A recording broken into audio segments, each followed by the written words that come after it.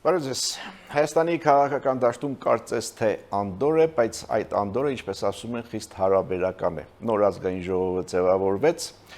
Հիմա խորհրդարան անցած քաղաքական ուժերը եւ հասարակության քաղաքականապես ակտիվ հատվածը ստվասում են նոր ազգային ժողովի առաջին նիստին եւ այստեղ հետաքրքիր է ոչ միայն այն, թե ինչպեսին կլինի իշխանություն ընդդիմություն առաջին հանդիպումը նոր խորհրդարանում, այլև թե ինչպես կմեկնարկի առաջին նիստը, կլինի հայրապետական օրհնություն, թե ոչ, կհրավիրեն, թե չեն հրավիրի, կաթողիկոսը կմասնակցի, թե չի մասնակցի առաջին նիստին, մեծ հարց է։ Սրան զուգահեռ շարունակվում են իրավական գործընթացները խորհրդարան անցած եւ չանցած մի որոշ գործիչների նկատմամբ։ Իսկ աշխարհաքաղաքական զարգացումները Հայաստանի շուրջ շարունակվում են, Ուկրաինայում պատերազմը շարունակվում է եւ Եվրամիությունը ընդունել է ամենախիստ փաթեթը, կարծես թե պատժամիջոցային փաթեթը Ռուսաստանի նկատմամբ, Մերձավոր Արևելքում եւս իրավիճակը լարված է, բայց Միացյալ Նահանգների ներկայացուցիչների պալատը կողմ է քվեարկել Մերձավոր Արևելքում Իրանի նկատմամբ հարվածները դադարեցնելու մասին օրինագծի։ Այս ամենի համատեքստում մեզ համար բնականաբար հետաքրքիր է Հայաստանը, նախ այն, թե ինչ քաղաքական միջավայրում է սկսում ազգային ժողովը, նոր ազգային ժողովը իր աշխատանքը եւ ինչպես ինչ մարտահրավերներ են սպասում աշնանը Հայաստանի Հանրապետությանը ներսից եւ դրսից։ Այս հարցերի մասին ենք զրուցելու առաջիկա 30 րոպեների ընթացքում, սա ազատ զրույց Free News-ի եթերում, որտեղ համադրվում են փաստերը, կարծիքները, գնահատականները եւ կանխատեսումները։ Զրուցակիցս Գերագույն խորհրդի նախկին պատգամավոր քաղաքական գործիչ Ազատ Արշակյանն է։ Բարև ձեզ, պարոն։ Բարև ձեզ։ Սկսենք ներսից, հետո կանք արտաքին մարտահրավերներին։ Ընդհանուր հարցամ, քաղաքական ինչ միջավայրում է սկսելու նոր ազգային ժողովը իր աշխատանքը։ Քաղաքական տրամաբանությունը ասում է, որ նախընտրական կամպանիայի ձևավորած օրակարգը պետք է հիմա տեղափոխվի ազգային ժողով։ Այդ քաղաքական ուժերը, որ հայտնվել են ազգային ժողովում, ունեն քաղաքական ծրագրեր, տնտեսական ծրագրեր, արտաքին քաղաքականության վերաբերյալ ծրագրեր կան, սոցիալական ծրագրեր ունեն, իշխանափոխության ծրագրեր ունեն, դատաիրավական բարեփոխումների ծրագրեր կան։ Ես կարծում եմ, որ օրակարգը հենց դա է։ Այն ինչ որ խոստացել եք, ձեզ տալիս ենք արդեն լծակները։ Իսկ ազգային ժողովում իշխանություն ընդդիմություն հակադրությունը այդ օրակարգերի շուրջ է լինելու։ Ես կարծում եմ, որ բնական է, որ դրա շուրջ պետք է լինի։ Եթե արտակարգ իրադարձություններ չլինեն,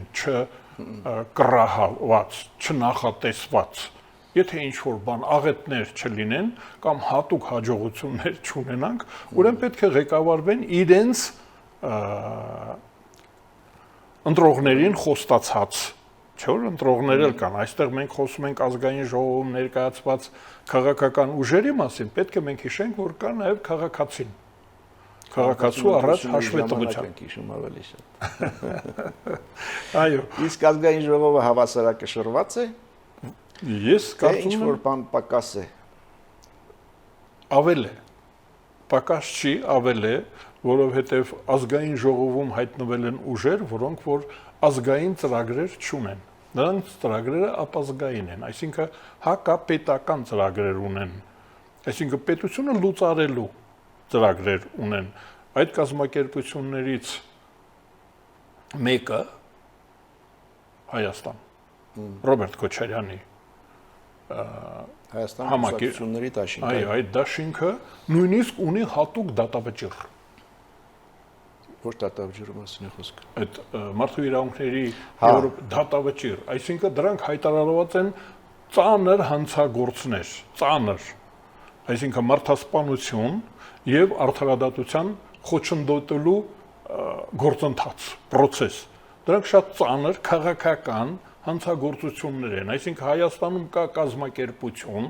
ազգային ժողովում ներկայացված ուժ, որը որ աշխարհի կողմից,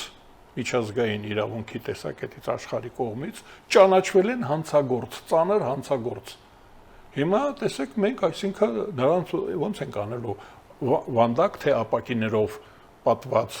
արգելապատներ, հիմա դատերը ոնց են գնում, հանցագործները որտեղ են պահվում, կամ վանդակ ճաղավանդակի հետևում են դատարաններում, ոչ այնքան քաղաքակիրթ երկրներում, իսկ շատ քաղաքակիրթ երկրներում կրակին կայուն ապակիների հետևից, ուրեմն ես կարծում եմ հրակայուն չէ, փամփուշտից, ես չգիտեմ ձևը, զրահապատ ապակիներ կան, ուրեմն այդ Հայաստան դաշինքը պետք է իրենց այդ մասը պետք է վանդակապատվի կամ էլ զրահապատվի, որովհետև նրանք ճանաչվել են հանցագործ։ Իրականում նրանք ճանաչվել են ժողովրդի ընտրյալ, ում ժողովուրդը գործուղել է ազգային ժողով։ Հա, տեսեք, ազգային ժողովը ազգային ժողով քաղաքացիները ազգային ժողովում ազգային ժողով ընտրել են մարդկանց, որոնք որ մեղադրվում են, ոչ միայն մեղադրվում են, մեղադրվողներ էլ կան, այն մյուս տեղում էլ մեղադրվողներն են, այն ուժերները, նրանք ամբաստանյալ են, սրանք արդեն դատապարտյալներին եւ ամբաստանյալներին, ուրեմն մի թևը, ինչպես են ֆրանսիական մեծ հեղափոխության ժամանակ աչեր ձախեր կենտրոններ, ուրեմն մի թևը, ըստ էության ձախ թևը պետք է լինի այդ զրահապատ ապակիների հետևում։ Այդպիսի ազգային ժողովում դա ես կարծում եմ ավելորդ է։ Մենք ասում ենք ինչն է պակաս, ես ասում եմ պակաս չի, ընդհակառակը։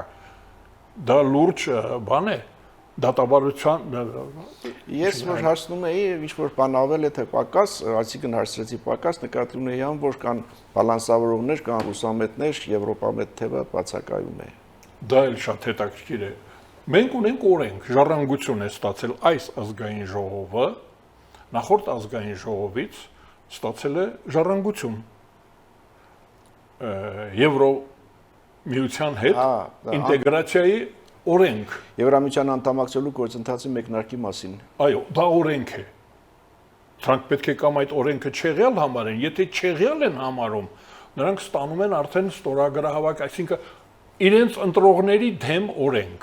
Տեսեք ինչ, ոնց կարող են չեղյալ համարել։ Ընդունենք, որ չեղյալ են համարում, 200,000 ստորագրություն կհավաքվի, 200,000 արդեն ստորագրություն չի լինի, ուրիշ բան կլինի 18 թվականին, 2018 թվականին մենք տեսանք ինչ եղավ, երբ որ առհամարվեց հասարակության կարծիքը։ Ուրեմն տեսեք մի կարևոր բան ժառանգություն, Եվրաքվեն եւ քաղաքական մեծամասնությունը այդ Եվրաքվեի տերն է։ Դա հասկանալի է, իսկ աշնանային սրացումներ ձեր ասած պատճառով կամ այլ պատճառներով սպասելի են, թե չէ։ Ներքին պատճառներով չեն կարող լինել սրացումներ, որովհետև ուժերի հարաբերակցությունը այնպիսին է, որ շատ թույլ են։ Այսպես ասենք, չէ, եթե ձեր բանաձևը ընդունենք, ուրեմն ռուսամետների եւ եվրոպամետների օրենք ունենք մենք։ Օրենք ունենք ռուսամետների մասին Եվրազիական միության, այսինքն Հայաստանի Հանրապետության սովետական Հայաստանի քաղաքացիները 1991 թվականի սեպտեմբերին ասեցին դուրս են գալիս ռուսական իմպերիայի կազմից։ Այդպեսի մենք հանրաքվե ենք անցկացրել, 2.5 միլիոն մարդ քվեարկել է դրա օգտին, 10,000 հոգի դեմ։ Ուրեմն 15 թվականին ազգային ժողովում 108 հոգի, գուցե 105, ես թվերը չեմ հիշում, չեղյալ համարեցին, լսում եք, 2.5 միլիոնը եւ Գերագույն խորհուրդը միաձայն օրենք է դարձրել այդ հանրաքվեի արդյունքը, այդ 108 հոգին կամ 105 հոգին չեղյալ համարեցին Հայաստանի Հանրապետության արդեն քաղաքացիների անկախության հանրաքվեն ու Հայաստանը տարան Եվրազիական միություն կամ Մաքսային միություն։ Հիմա նրանք այստեղ ունեն ներկայացուցիչներ, տեսեք, գաղութացման կողմնակիցներ, հակաանկախականներ, հակապետական ուժեր, մենք ասում ենք ռուսամետ, բայց միայն ռուսամետ չեն, դրանք բելոռուսամետ են, ղազախամետ են, ղրղզամետ են, չէ՞, այդ Մաքսային միությունում Եվրազիական միությունը միայն ռուսները չեն, ռուսները բան ունեն, էլի, ընդհանրապես խմբով են գալիս, թաթարներին են բերում, մոլ, ոսկե հորդա եւ այլն։ Հիմա այդ երկու թեւ ես կարծում եմ, որ այնքան թույլ է հակապետական ուժը, որ չի կարող Հայաստանում պրոցեսներ սկսել, այսինքն գործընթաց սկսել, սուրացումներ առաջացնել, շատ թույլ է։ Դրսից եթե լինի ազդեցություն, ճիշտ այնպես ինչպես 1996 թվականին մեծ ազդեցություն եղավ, ճիշտ այնպես ինչպես հոկտեմբերի 27-ին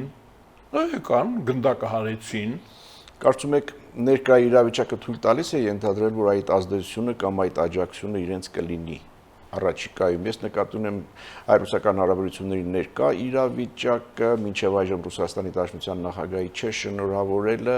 եւ Հայաստանի նկատմամբ կիրառվող տնտեսական սահմանափակումները, ինչ մենք խոսում ենք դրանք թեթևացնելու, չգիտեմ, մեղմելու, վերացնելու մասին, Ռուսաստանը մի քայլ ավել է անում, այսօր արդեն հերթահասել է կաթնամթերքին։ Ահա, տեսեք, մի քանի օր առաջ Հարությունյան Շանթը ելույթ ունեցավ, սիրուն օրինակ բերեց, ասեց 1997 թվականին, 96-97 թվականին, երբ որ Ռուսաստանը ուզում էր այստեղ մարդ նշանակեր,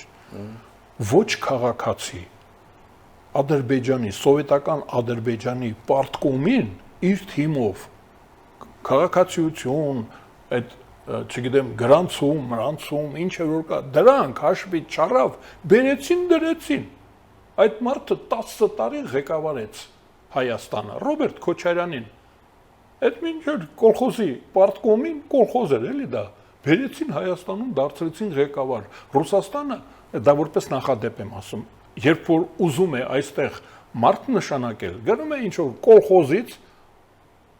ադրբեջանական SSR-ի կոլխոզից Ալիևի կադրին բերում դարձնում է Հայաստանում նախագահ։ Անցկացում են հոկտեմբերի 27, մարտի 1։ Հիմա Հայաստանում ծնված, Հայաստանի քաղաքացիությունը կորցրած, մեկը որ մենք գիտենք, որ հայաստանցի է, մեծահարուստ է արդեն հարուստ է բան։ Այդ մարդը մի քանի ձայն ստացավ ազգային ժողովում, այսինքն Ռուսաստանի ազդեցության չափը կա։ Մի դեպքում բերեց հոկտեմբերի 27 մարտի 1 արեց, ջարդեց, փշրեց, գնդակահարեց, բայց նշանակեց։ Իսկ հիմա կաթոմացունի դեմ է սահմանափակումներ դնում ու դրա թեկնածուներն էլ, որ մենք ճանաչում ենք։ Ինչ ուզում ես ասա, բայց Սամվել Կարապետյանը Կալինինոյի աճած բան է էլի։ Ցեխավիկա։ Ցեխավիկ չէր այդ Չանգյալ դանակ ինչեր էր սարքում, կաստուրկա, մաստուրկա, կրիշկա, բան, ես կրիշկա էր ինչ որ բան անում էր, էլի, դա էլ հետաքրքիր է, դրան չկարողացավ իշխանության բերել, Ռուսաստանի հնարավորությունները հենց կաթմածունը ու պտուղ բանջարեղենի դեմ կռվելն է, նրա ռեսուրսները բավարար են հենց դրա համար, որ իր ժողովրդին զրկի մեր ալպիական բնությունից ստացած կաթմածունից։ Իսկ ինչով այս ազգային ժողովի թեկուզ առաջին նիստը ինչ-որ բանով առանձնատուկ է լինելու, թե ոչ։ Չեմ կարծում, ինչ որ արդեն կա, այս փոխհրաձգություն, օգտագործեմ դա։ Հիմա կա որոշակի փոխհրաձգություն։ Ընտրություններից առաջ, ընտրությունների ժամանակ հետընտրական այս գործընթացները կենտրոնական ընտրական հանձնաժողով, դատավարություններ, Դուք որ ազգային ժողովի պատգամավոր եք առաջին նիստը հայրապետական օրհնակով էր սկսվում։ Հա, դե մենք աթեիզմից անցում էինք անում դեպի խղճի ազատություն։ Դա նաև պետականություն էր, մեր պետության համար շատ կարևոր է հայ առաքելական սուրբ եկեղեցու դերը։ Մենք ակցիա արեցինք, հրավիրեցինք, ոչ թե դեմ էինք խղճի ազատությանը, ոչ թե կողմ էինք խտրականությանը, կրոնական, ասենք աթեիստներ, այդ ժամանակվա գերագույն սովետի մեծ մասը կոմունիստներ էին, աթեիստ էին։ Դա ակցիա էր այդ աթեիստների։ Իսկ հիմա ինչ իրավիճակ ունենք։ Հիմա հայ առաքելական սուրբ եկեղեցու առաջնորդի օրհնությունը պետք չի առաջին նիստին կլինի, չի լինի այդ օրհնությունը, կհրավիրեն, չեն հրավիրի, կմասնակցի, չի մասնակցի։ Ես կարծում եմ, որ սխալ է հրավիրելը, եթե իրենց մասին չի, եթե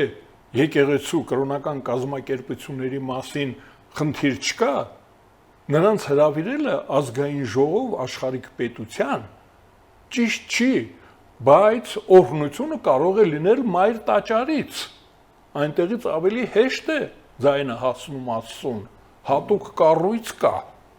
խունգ կա այնտեղ, չէ, թող խնկարկեն եւ աղոթեն այս մանավանդ որ այսօրվա ազգային ժողովի այդ հակապետական ճյուղը օրհնություն արդեն ստացել է։ Հիմա մենք տեսեք, որ ասում եք կգա թե չէ, արդեն ինքը օրհնել է։ Նախ կհրավիրեն թե չէ, Չէ, տեսեք, մենք խոսում ենք օրհնության մասին, հետո էլ հրավերի մասին։ Ես չգիտեմ կհրավիրեն թե չէ, բայց ես հիմա ճնշում եմ գործադրում։ Ես ասում եմ նա արդեն օրհնել է հայկական պետության թշնամիներին, նա օրհնել է։ Հիմա կանչում ենք, որ Եվրամիության կողմնակիցներին էլ օրհնի, կորհնի, որ ես դա եմ ուզում հասկանալ, եթե ինքը նրանց հետ է։ Այդ Ռոբերտ Քոչարյանի, Սամվել Կարապետյանի ելով կա, դա Սերժ Սարգսյանի, ելով Վազգեն Մանուկյանի, հենց մի շարք, Իվանովի Գդելյանի, հա, Իվանով Գդելյանն են, չէ՞, ընդհանուր պետության գաղափարը հիմնադրել մեր մոտ անկախությունից հետո, ուրեմն Իվանով Գդելյան, Իվանով առանձին, Գդելյանը առանձին, հետո Վազգեն Մանուկյան, ելով կար, հա, Ռոբերտ Քոչարյան, Սերժ Սարգսյան, Սամվել Կարապետյան, դրանց ինքը արդեն օրհնել է։ Հիմա որ գա, որ հրավիրեն, հիմա պատկերացնեք այդ Եվրաքվեն, անկախականները, նոր բարեփոխումների կողմնակիցները, այդ թվում եկեղեցու բարեփոխումների կողմնակիցներին գալու է օրհնի, ես կարծում եմ դա ճիշտ չի, որ հրավիրեն, ասեն արի քո թշնամուն օրհնի։ Հասկանալի է։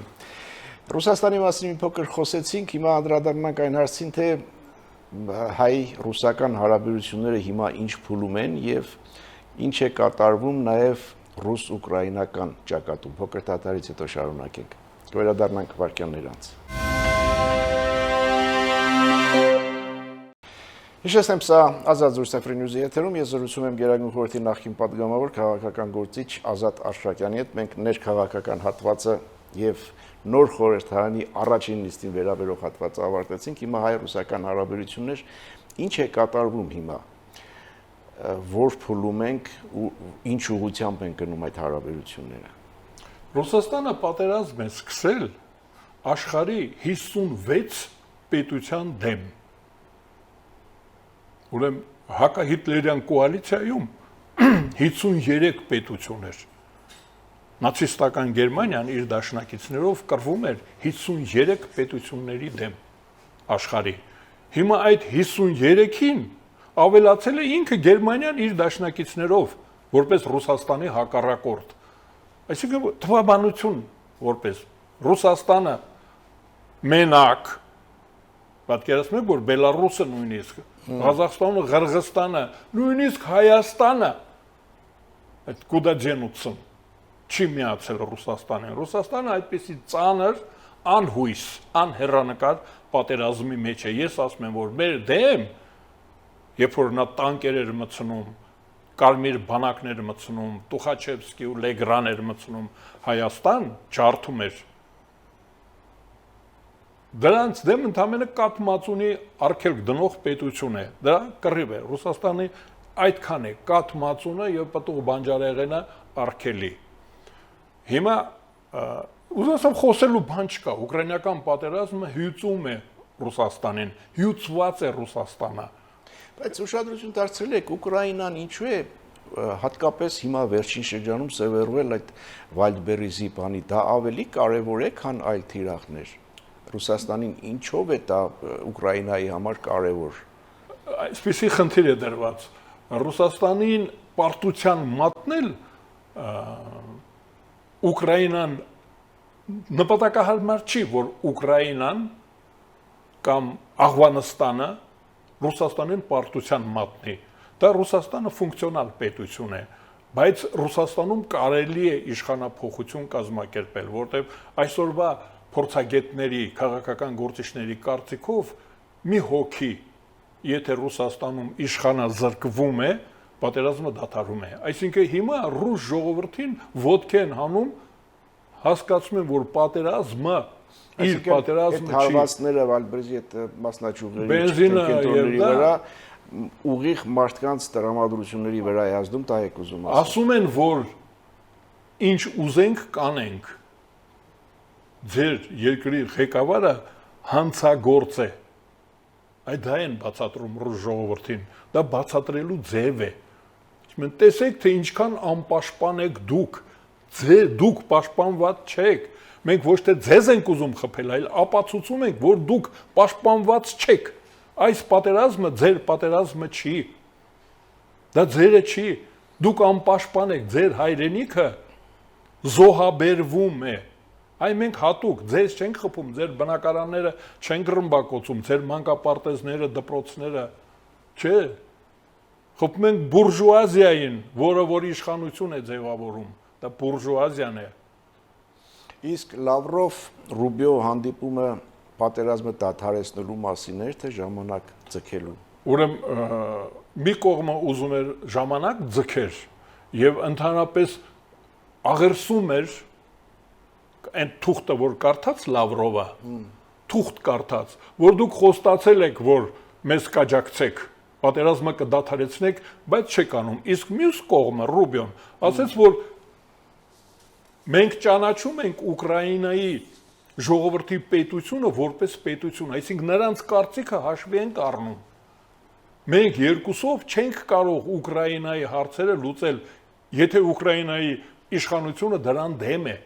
Եվրամիության այս նոր փաթեթը, որ ասում են ամենախիստն է, 21-րդ թե որերորդ փաթեթը։ Դա ինչ կփոխի տրամաբանության, պատերազմի տրամաբանության մեջ։ Շարունակությունն է այդ պահեստների ռմբակոծության։ Այսինքն ռմբակոծությունը ուղղակի տեսարժան է, կարելի է ասել դիտարժան բան, այ կրակը, ծուխը, ձեր այրված ունեցվածքը, ձեր կյանքը չի։ Իսկ դա արդեն գրպանի խնդիրն է, ասում է, որ ոչ միայն այնտեղ է այրվում, այն ինչ որ ծուխ չի հանում, դա նույնպես այրվում է։ Դուք ունեզրկվում եք, դա ունեզրկության տնտեսական պատժամիջոցներ են, ունեզրկության մասին են։ Ռուս ժողովրդին ասում են, որ ձեր իշխանությունը ձեզ ունեզրկում է։ Այ մենք ենք ձեզ օգնում, մեր տեխնոլոգիան չենք տալու, մեր սարքավորումները չենք տալու, մեր դեղերը չենք տալու։ Դուք ապրում եք մեր ունեցած, մեր տված քաղաքակրթական տեխնոլոգիայով, դա չենք տալու։ Իսկ այս ամբողջ համատեքստում ինչի մասին էր Ադրբեջանի նախագահի բացահայտումը Բեռլինում, Բաքվում կայացած գաղտնի հանդիպման մասին։ Դա բան է,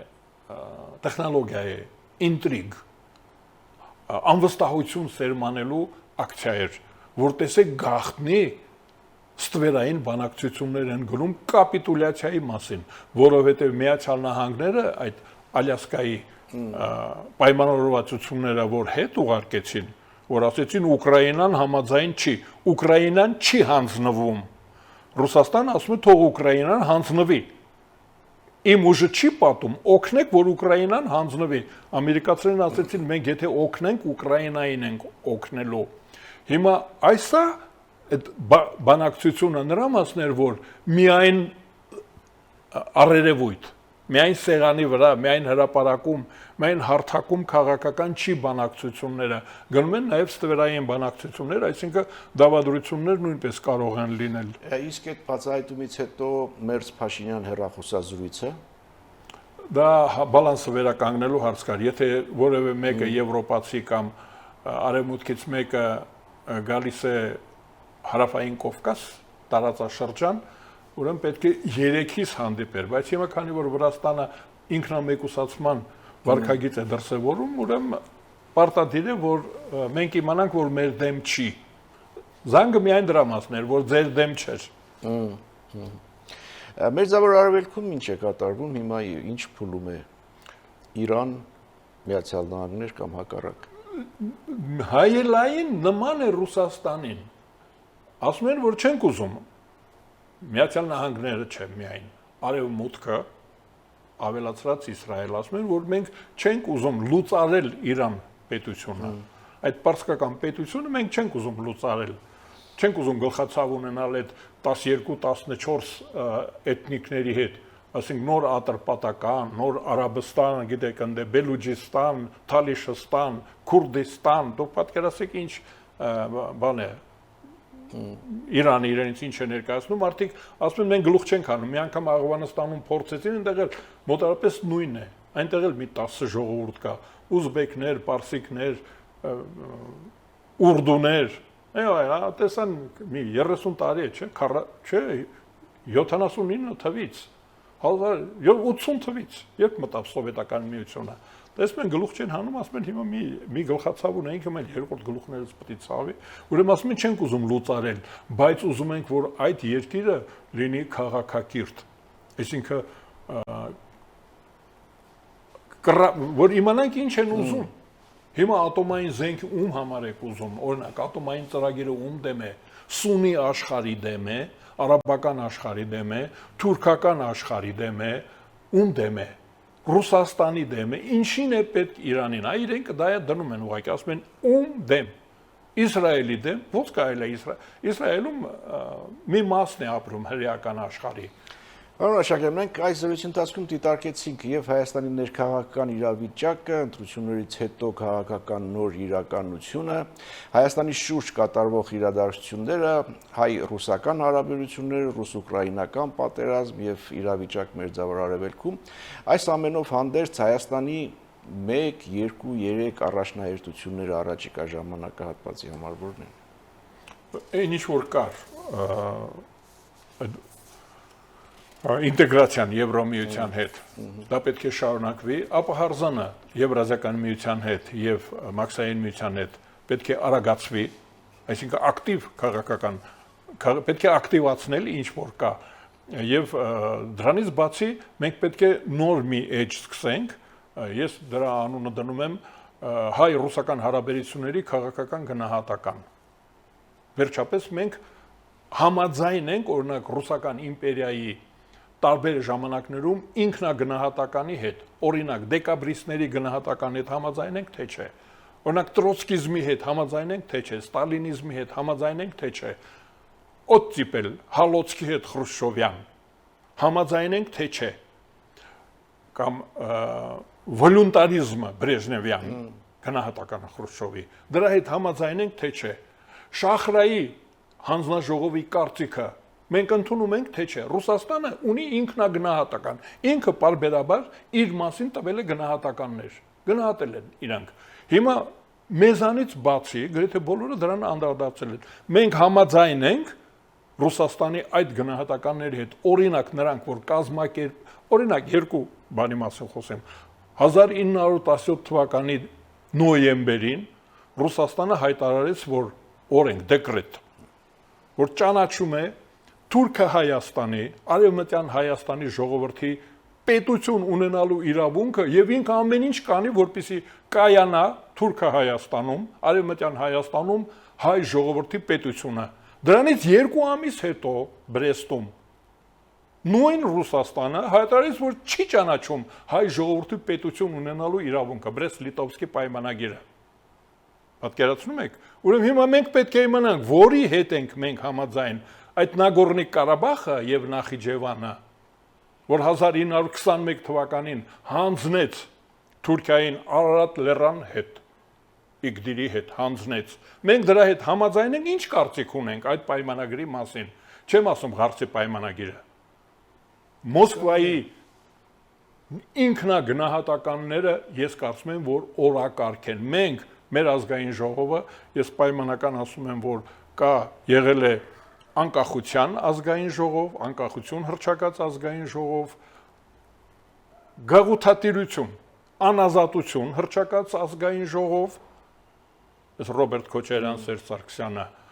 կա եվրոինտեգրացիայի ազգային ժողով, բոլորովին վերջերս։ Հիմա ես ասում եմ մի հատ էլ ռուս հայկական հարաբերությունները գնահատող հանձնաժողով, թող օրակարգ մտցնեն դա։ Եվ մեր զրույցի վերջում բլից հարցեր, կարճ պատասխաններ, նոր ազգային ժողովի ամենաուժեղ կողմը, Չունի ուժեղ կողմ, ամենաթույլ կողմը, որ ուժեղ չի։ Հայաստանի ամենամեծ ներքին ռիսկը, Հավասարակշիռ այդ բալանսավորումը պետք է լինի սկզբունքային եւ հետեւողական։ ամենամեծ արտաքին վտանգը, Ռուսական վտանգը, Ռուսաստան թե Եվրոպա, ով է այսօր ավելի ակտիվ Հայաստանում, Եվրոպան, Ուկրաինայի պատերազմը կավարտվի 26 թվականին,